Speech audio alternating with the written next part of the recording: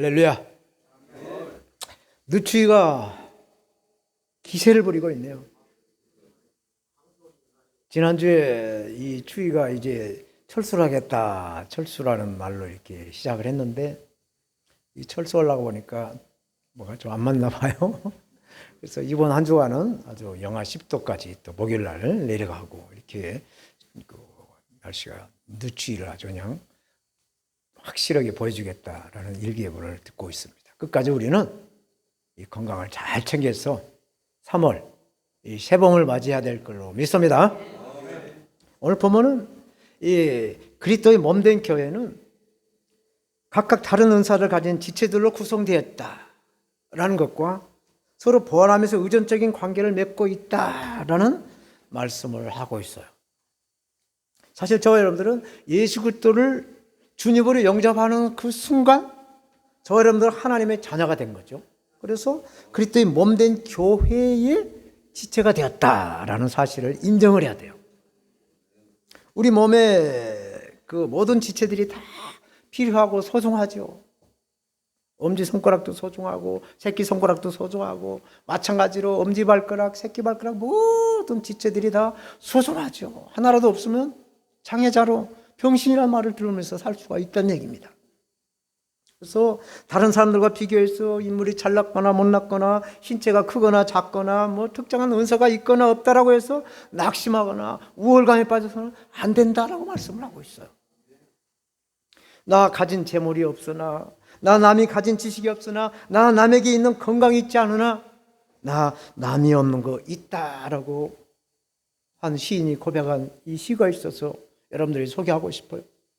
나 가진 재물 없으나, 나 남이 가진 지식이 없으나, 나 남에게 있는 건강이 있지 않으나 나 남이 없는 거 가진 것이 있다.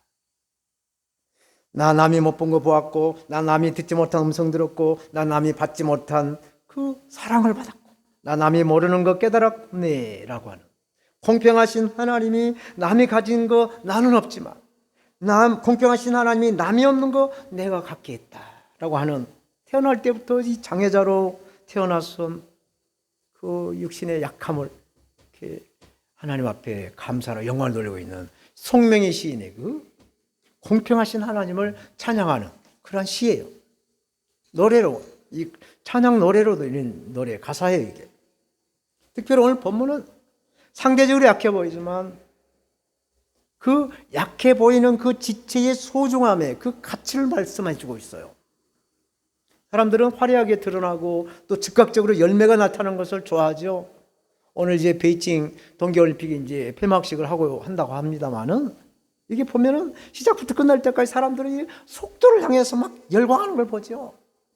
그 아이스하키 모든 스케이팅이 전부 다 그냥 속도 0.00 뭐 하여튼 그 초를 향해서 그 금메달이냐 은메달이냐 이렇게 메달의 색깔이 이렇게 갈라지는 그런 걸 볼 때 속도에 열광하고 있다는 얘기입니다. 그러나 하나님은 이 속도를 보지 않고 우리가 추구하고 있는 삶의 방향을 보고 있다는 거죠. 어디로, 어떤 방향을 향해서 가는가. 오늘 2월 셋째 주일인데 날씨가 영하 7도, 체감온도 영하 15도라고 하더라고요. 그 추운데 이 사람들이 어디로 가는가. 노원에서 저 수진에 있는 이 셀라 성교계로 가거나, 저 수원에서 터벅터벅 어디로 가는가? 시장으로 가는가? 여기 수진에 있는 셀라 성교계로 가거나, 하나님의 그 마음의 중심을 보신다라는 것이죠. 그래서 우리는 지난 시간에 말씀한 이 성령의 은사들을 잘 사용해야 돼요.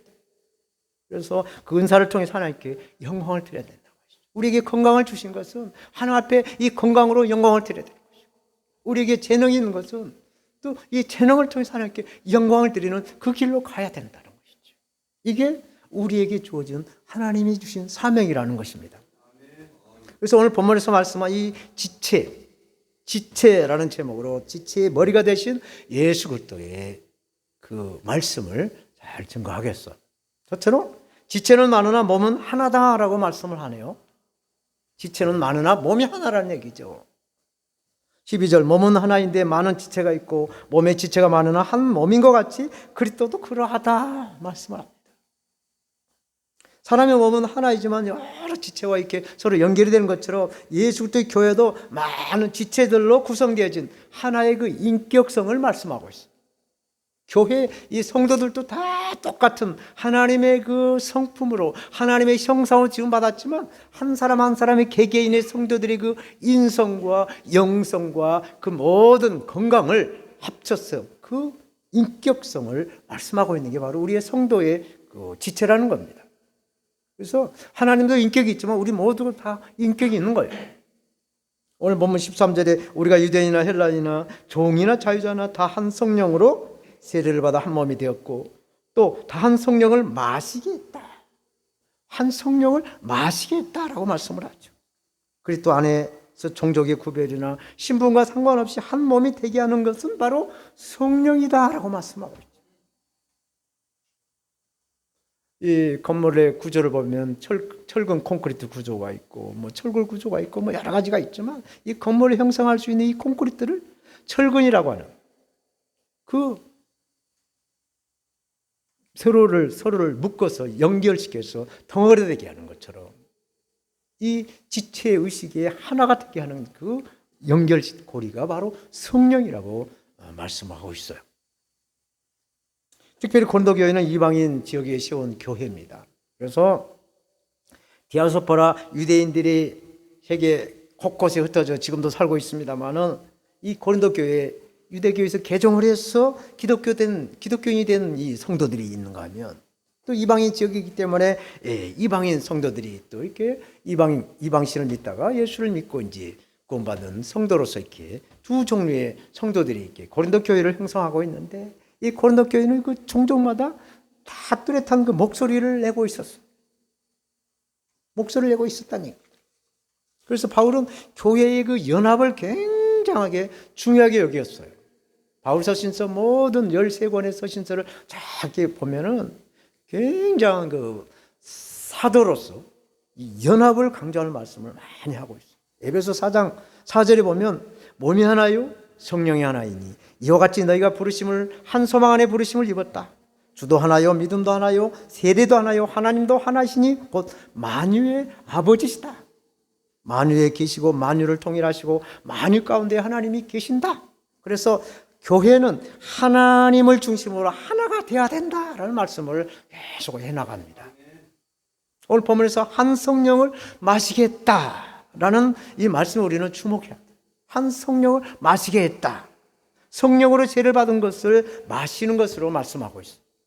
예수님도 예수님을 믿는 자들이 받을 성령을 가리켜서 생수를 마신다라고 말씀하죠. 생수를 마신다라고 말씀을 해요. 요한복음 7장 37절 8절에 예수께서 서서히 가라사대 누구든지 목마르거든 내게로 와서 마셔라. 나를 믿는 자는 성경이 이른 같이 그 배에서 생수의 강이 솟아나리라. 생수의 강이 흘러나리라 말씀하고 있어요. 이렇게 성령을 받아들임으로 그리스도와 연합된 이 교회는 모두가 다 한 몸을 이루고 있기 때문에 분열과 다툼이 없어져야 된다는 거예요. 정치하는 사람들 뭐 요새 친문이니 비문이니 뭐 대깨문이니 뭐 이해관이니 뭐 윤회관이니 뭐 이런 이 편가르기를 해서는 안 된다는 얘기죠. 고린도 교회도 바울파, 아볼로파, 무슨 뭐 게바파, 그리스도파 이렇게 파가 나눠져 갖고 있기 때문에 연합을 지금 유니트 이 연합을 강조하고 있는 것처럼 이렇게 파를 조성하면 안 된다는 말씀을 하죠. 성령에 의한 9가지 다양한 은사를 통해서 교회가 연합된 것을 이렇게 계속해서 비유해서 말씀을 하죠. 즉 한 몸은 여러 지체들로 되어 있으나 여러 지체들을 통해 한 몸을 이루어간다는 것이죠. 14절 몸은 한 지체뿐 아니요 여럿이다. 우리 몸 안에 지체들로 많이 있다는 얘기죠. 이 코가 있고 입이 있고 손가락이 있고 발가락이 있고 몸뚱아리가 있고 뭐 여러 지체가 있어서 우리 몸을 이룬다는 것처럼 이 우리 몸에는 지체들이 이렇게 많이 연결이 되어 있다는 얘기죠. 잠깐 이 지체에 대해서 이소부와 하나 소개하겠어요.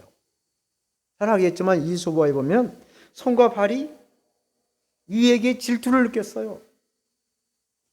우리 몸의 모든 지체들은 땀 흘리고 정말 수고해서 이렇게 살아가는 지체들이죠. 그런데 맨날 이는 놀고 먹어요. 그래서 이 손과 발이 질투를 느꼈어요. 이거 안 되겠구만. 손 한번 봐야 되겠네. 요즘 택배에 넣어줘가지고 데모해가지고 이게 막 이렇게 택배가 제대로 이렇게 잘 배달되지 않고 지금 있는 것처럼 이 손과 발이 파업을 해요. 그래서 결단을 촉구합니다. 야, 위, 너도 이제 정말 네가 네 먹을 것 좀 스스로 해결해봐. 그렇지 않으면 너 스스로 죽든지 아니면 네가 스스로 일을 해서 먹고 살아봐 라고 결단을 촉구를 하는 거예요. 근데 이게 그렇게 막 하고 손과 발을 이제 딱 이렇게 하고 하고 있는 거예요. 이는 자기가 지금까지 먹을 것을 위해서 노력해 본 사람이 뭐 하는 그 지체가 아니에요. 그냥 주는 데로 가서 너무 이렇게 넣는 걸 움직이는 걸로 소화시키는 그런 사명이 있기 때문에 어떻게 위가 나가서 어떻게 먹거리를 구할 수가 없는 거예요. 그래서 아주 겸손하게 손과 발에게 찾아가서 정말 도와달라고 부탁을 하죠. 야, 나는 재주가 없다. 좀 도와달라고 부탁을 하는데 안 돼. 너도 네가 한번 해봐. 우리도 했잖아. 할 수 있어. 라고 했지만은 이는 나가서 뭐 먹을 것으로 구할 수가 없는 거예요. 그래서 맨날 며칠 먹지를 못하니까 이는 기운이 떨어지고 이제 목이 바짝바짝 타들어가는 거예요. 아, 이걸 보고 이제 손과 발이 아니겠구나. 우리 다 함께 죽겠구나. 라고 해가지고 이제 손과 발이 또 가서 먹을 걸 막 잔뜩 가져왔는데 이 위가 맨날 며칠 안 먹어 기운이 없어 그러니까 먹을 수가 있나요? 마실 수가 있나요? 그러다가 같이 다 한꺼번에 손과 발이 다 맥을 못 추고 죽었다라는 이야기가 이서와 있어요. 사랑하는 여러분, 오늘 본문에도 보면 15절에서 20절에 쭉 말씀이 이렇게 연결되는 그런 말씀을 해주고 있어요. 만일 발이 이르되 나는 손이 아니니 몸에 붙지 아니하였다 할지라도 이로 인하여 몸에 붙지 아니한 것이 아니요 또 귀가 이르되 나는 눈이 아니니 몸에 붙지 아니하였다 할지라도 이로 인하여 몸에 붙지 아니한 것이 아니니 만일 온 몸이 눈이면 듣는 곳이 어디며 온 몸이 듣는 곳이면 냄새 맡는 곳이 어디뇨 그러나 이제 하나님이 그 원하시는 대로 지체를 각각 몸에 두셨으니 만일 다 한 지체뿐이면 몸은 어디뇨 이제 지체는 많으나 몸은 하나다 말씀하고 있어요. 이렇게 교회는 다양한 은사들로 채워져 있지만은 그리스도와 연합되어진 하나라는 거예요. 하나. 예수 그리스도와 하나가 되어져야 되는 것이 교회 사명이라는 얘기입니다. 아까 칠레에서 그 33명이 갑자기 탄광이 무너져서 다 갱 안에 갇혀 있을 때 그 33명이 하나가 되었을 때 한 사람이 니드로 인해서 살아나는 것처럼 교회는 각 지체가 모여 있지만은 하나이신 그리스도와 연합을 하라는 것이죠. 그래서 우리 몸이 여러 지체를 가졌지만 하나인 것처럼 교회도 많은 성도들로 모여있다 하지만 하나로 많은 은사와 많은 직분으로 교회가 하나 되는 것으로 서로가 유익이 되는 것으로 사용되어져야 된다는 것입니다. 가장 비천한 지체라고 하지만 그 몸의 한 부분이라는 것을 알아야 된다는 것이죠.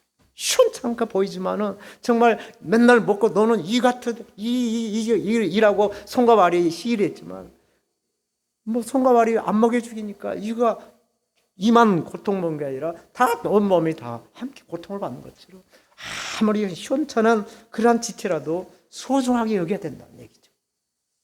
가장 비천한 성도라 해도 홀대해서는 안 된다.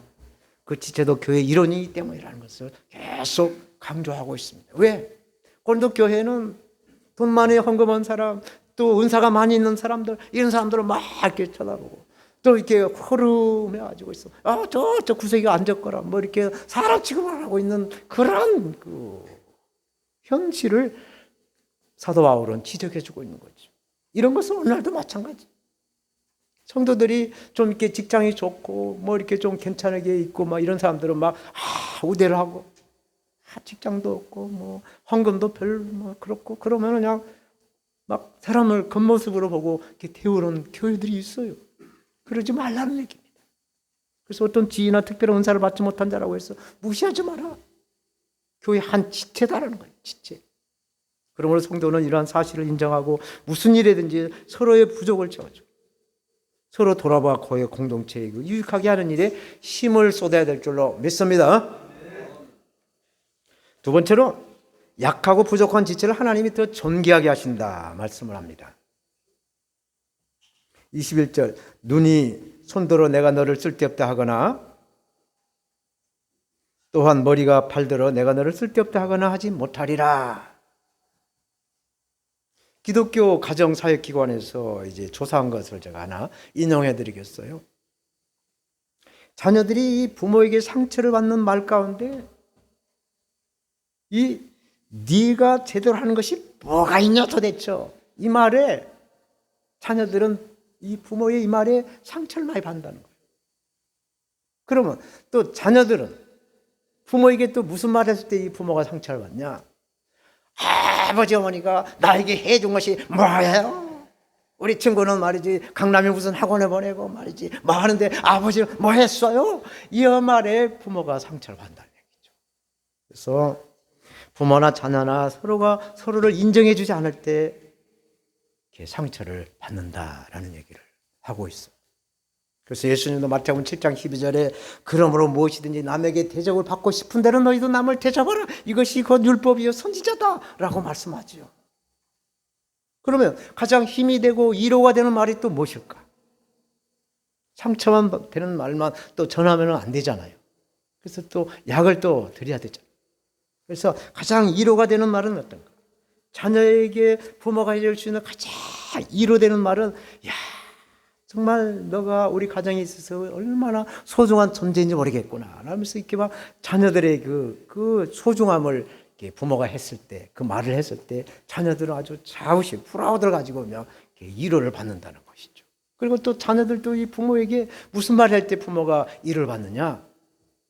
아버지를, 어머니를 존경한다는 말, 아버지 어머니를 사랑한다는 말에 부모들은 뿅 간다는 것이죠.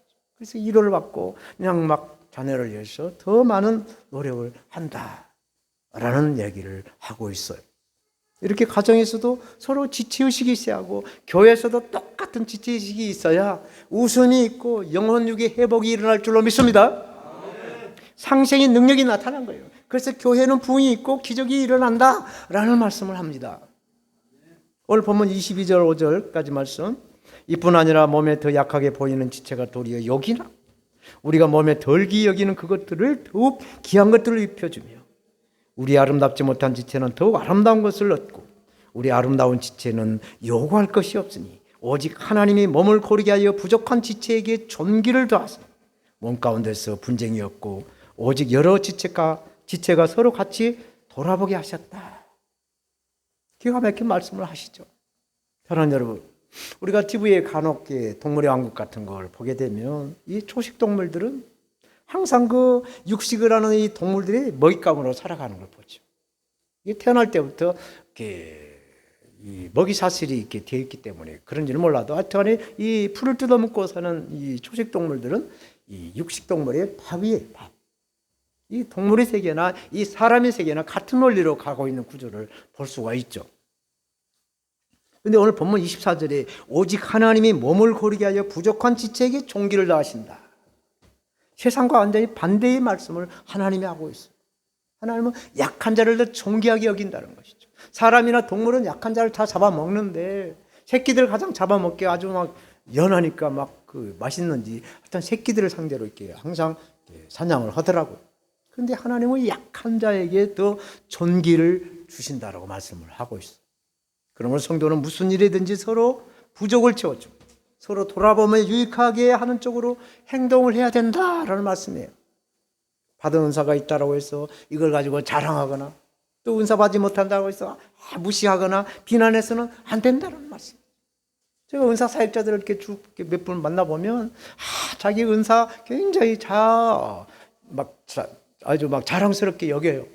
그래서 좋죠. 하나님께 영광을 드릴 수 있는 그 촉매가 되니까.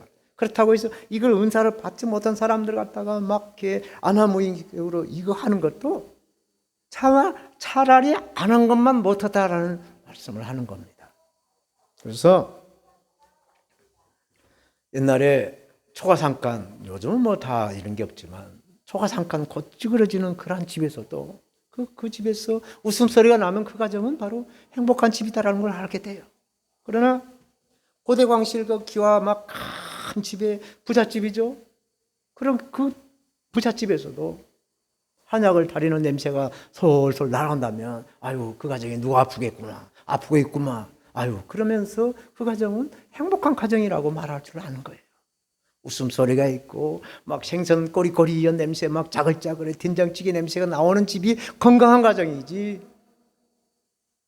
한약을 데리고 뭐 그냥 항상 싸움이나 하쌌고 막 삿대질이나 했었고 하면 그 가정은 정말로 불행한 가정이 된다는 얘기입니다. 오늘 본문 26절 7절 만일 한 지체가 고통을 받으면 모든 지체도 함께 고통을 받고 한 지체가 영광을 얻으면 모든 지체도 함께 즐거워하나니 너희는 그리스도의 몸이요 지체의 각 부분이라는 겁니다. 부분. 예수님은 12명의 제자들과 함께 공생의 3년을 보내셨죠. 그래서 제자들은 3년 동안 예수님과 함께 하면서 많은 기적을 체험했어요. 직접 보셨어요. 봤어요. 예수님이 그 기적 베푸는 것을 제자들이 다 눈으로 봤어요. 그러면서 나름대로의 그 3년의 그 세월을 굉장히 막 뿌듯하게 나도 가서 할 수 있겠다라는 그 자존감이 굉장히 높았죠. 그래서 그런 자존감을 가지고 이렇게 사역을 쭉 하면 얼마나 좋겠어요. 그런데 이제 보면은 마지막에 보면 이 사람들이 다 서로가 이렇게 예수님이 그 왕으로 되면 다 자리 막 우청용 자백공 하는 식으로 막 다 좋은 자리에 앉으려고 서로 이렇게 막 시기를 하고 또 싸움을 하는 모습을 보죠. 그러다가 예수님이 십자가에 달려 돌아가시자마자 이 사람들이 12명의 제자들은 다 산산 뿔뿔이 다 흩어져 버려요. 다 자기 갈 대로 가버렸다는 얘기죠. 3년 동안 그 기적을 체험하고 예수님과 동고동락했던 그 제자들이 다 가버려요. 흩어져 버렸다는 얘기죠. 그렇지만 예수님이 부활해서 40일 동안 다시 이 제자들을 다 이렇게 불러서 이 제자들에게 기도를 하게 합니다. 기도를 해요. 그래서 오순절날 약속하신 성령을 받은 이 제자들은 위대한 사도로 또 예수 그리스도의 복음을 증거하다 순교하는, 그래서 성령의 역사, 이 교회의 역사를 이루어가는 지체가 된다는 사실이죠. 교회를 세워가는 지체가 되는 거예요. 이러한 지체의식이 우리도 있어야 될 줄로 믿습니다. 이제 마지막으로 더욱 큰 은사를 사모하라, 제일 좋은 길을 보이리라 말씀을 하고 있어요. 28절 하나님이 교회 중 맷을 세우셨으니 첫째는 사도요, 둘째는 선지자요, 셋째는 교사요, 그 다음은 능력이요, 그 다음은 병 고치는 사와 서로 돕는 것과 다스리는 것과 각종 방언을 한 것이라. 여기서 이 사도라는 말이 뭔 말인가? 사도라는 말은 아포스톨로스라는 말인데 보냄을 받는다라는 뜻이죠. 보냄을 받는 자라는 뜻이 사도인데 초대교회는 이 직분이 매우 중요했어요. 이 사도라는 직분이 굉장히 중요했어요. 왜? 예수님이 직접 택하셨기 때문에. 그래서 사도라고 예수님 부르셨기 때문에 이 사도라는 게 굉장히 중요한 직책이었어요. 특별히 이 사도에 대한 이 특징을 이렇게 신약 성경은 말씀을 하고 있는데 줄여서 제가 이렇게 몇 가지로 말씀드려 이렇습니다. 사도는 첫째 하나님이 부르심이시다. 두 번째로 교회에서 특별히 구별해서 따로 세워져야 된다는 거예요. 사도들. 그리고 셋째 교회 전체가 사도로 인정을 해야 된다는 거죠. 그리고 사도로서 사도의 표로서 사도직이 확고하게 증명이 돼야 된다. 그래서 이 사도는 예수님과 함께 했던 12명의 제자들을 사도라고 부르는 거예요. 선지자는 헬라어로 프로페타스라고 하는데 대변자라는 뜻이죠. 그래서 사람들 앞에 나가서 하나님의 말씀을 전하는 사람을 선지자다라고 말합니다. 오늘 본문의 교사는 사도나 선지자가 아니에요. 그렇지만 하나님의 말씀을 분명하게 가르치고 성도들을 온전하게 세워가는 사람을 교사라고 말씀하고 있어요. 초대교회 당시에는 일반 성도들이 성경을 가지지 못했어요. 이 성경 필사본을 일반 성도들은 가질 수가 없었어요. 귀하기도 하고 비싸기도 하고 그렇기 때문에 일반 성도들은 성경이 없어요. 그래서 이 교사의 역할이 굉장히 중요했던 거예요. 이것을 이 은사에 대한 말씀을 이제 쭉 하죠. 은사의 통일성, 다양성에 대해서 한 몸에 많은 지체라는 비유를 들어서 이 몸의 지체로 연합되어지는 것은 이 은사와는 전혀 상관이 없다라는 것을 아주 냉정하게 사도 바울은 말씀해주고 있어요.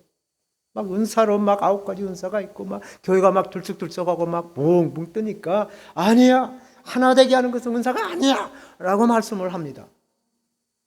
29절 30절 다 사도겠느냐, 다 선지자겠느냐, 다 교사겠느냐, 다 능력을 행하는 자겠느냐, 다 병 고치는 은사를 가진 자겠느냐, 다 방언을 말하는 자겠느냐, 다 통역을 하는 자겠느냐? 아니라는 얘기입니다.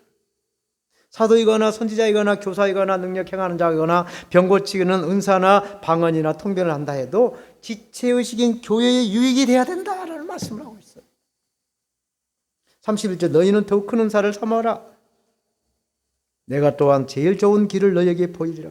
고린도 교회 오늘날 모든 교회에 부족한 이 사랑의 은사를 구하라고 말씀을 하고 있어요. 사랑을 구하라는 겁니다. 사랑을. 성경의 이 사랑은 율법과 선지자의 완성이다라고 말씀을 하죠. 네 마음을 다하고 목숨을 다하고 또 뜻을 다하여 주 너희 하나님을 사랑하라 하셨으니 이것이 곧 첫째 되는 계명이요 둘째는 그와 같으니 네 이웃을 네 몸과 같이 사랑하라 라고 말씀을 하죠. 사랑은 가정이나 교회나 반드시 있어야 할 은사 중에 큰 은사다라는 말씀을 하고 있어요.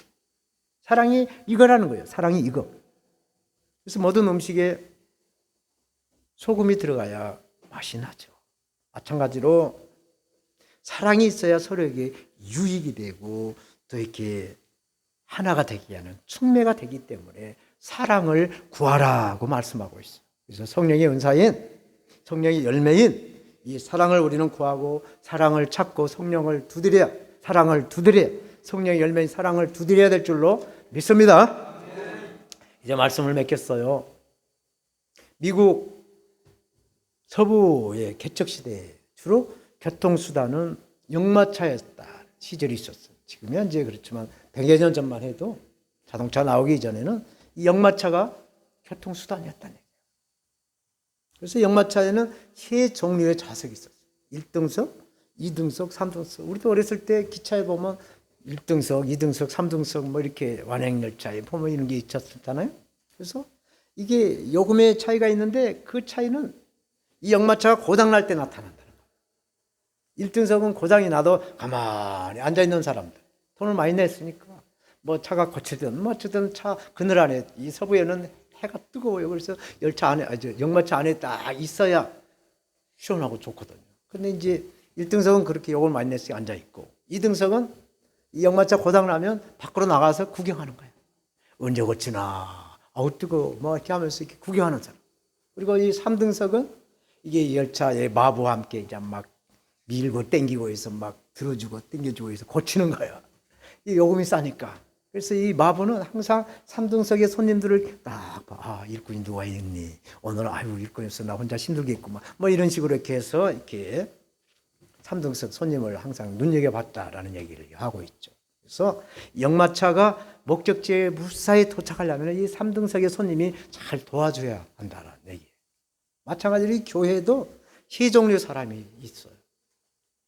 앉아서 가만히 대접을 받아오는 사람, 2등석 같이 구경꾼, 그리고 팔을 걷어붙이고 일하는 일꾼으로 이렇게 교회는 구성이 되어 있죠. 우리가 이 세상을 살면서 누리는 여러 가지 행복이 다 있습니다. 그러나 그 중에 가장 큰 행복은 자기 자신의 그 사명을 발견하고 그 사명을 위해서 적극적인 자세로 일하는 그 행복이야말로 가장 큰 즐거움이 될 줄로 저는 믿습니다. 오늘 본문의 말씀은 교회에 많은 성도들이 있고 받은 은사들이 있어도 교회에 덕을 세우는 것과 서로에게 유익이 되는 일에 사용해야 된다라는 것이에요. 아, 내가 받은 은사가 내 것이 최고야 라고 자기 목소리만 내는 것이 아니라 서로에게 유익이 되고 교회에게 유익이 돼서 하나가 되어야 하는 목적이 있다라는 것이죠. 그래서 은사 받은 사람은 받지 못한 사람 무시해서는 안 된다는 거예요. 은사를 받았다고 자랑할 일도 받지 못했다고 기죽을 일이 아니라는 겁니다. 오로지 교회에 덕이 되고 서로에게 유익이 되는 일에 힘을 써야 한다라는 말씀을 하고 있어요. 그 말씀을 지금 이렇게 12절에서 31절까지 길게 이렇게 말씀을 하는 거죠. 그래서 우리는 어디서 와서 왜 살며 어디로 가는가? 주께 이 감사, 영광을 드리신 저와 여러분들 모두가 다 되시기를 우리 주 예수님의 이름으로 축원합니다. 아멘. 기도하겠습니다.